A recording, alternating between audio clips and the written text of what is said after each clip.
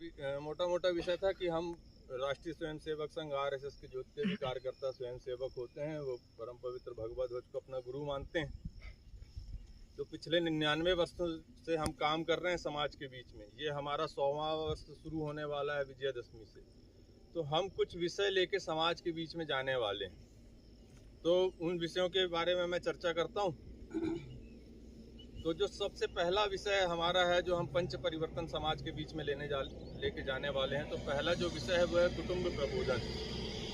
अब कुटुंब प्रबोधन से तात्पर्य क्या है कि यहाँ पे जो उम्र में ज़्यादा उम्र के लोग हैं उन सबको ध्यान होगा, या अभी भी हमारे गांव में कुछ स्थिति है वैसी कि हमारे परिवार की जो कल्पना होती है वो परिवार की कल्पना होती है कि हमारे दादाजी दादी, हमारे चाचा, बड़े पिताजी, बुआ, ये हमारे परिवार की कल्पना होती थी हमेशा से।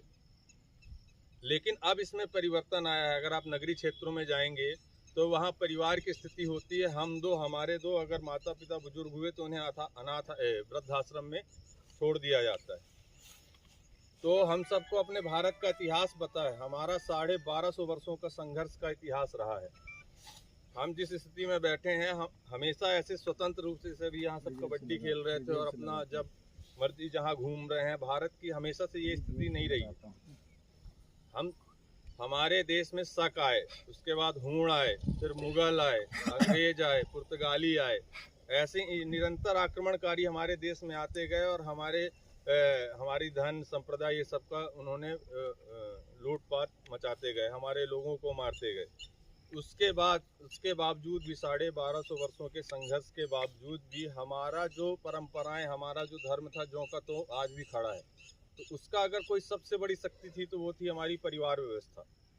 अब ये सिर्फ बात हमें ध्यान है नहीं है वो एक अलग विषय है, लेकिन जो हमारे विरोधी हैं उन्हें ये बात बहुत अच्छे से ध्यान है कि जब तक भारत की परिवार व्यवस्था ऐसी रहेगी तब तक हम हिंदुस्तान को या हिंदू समाज को ख़त्म नहीं कर सकते।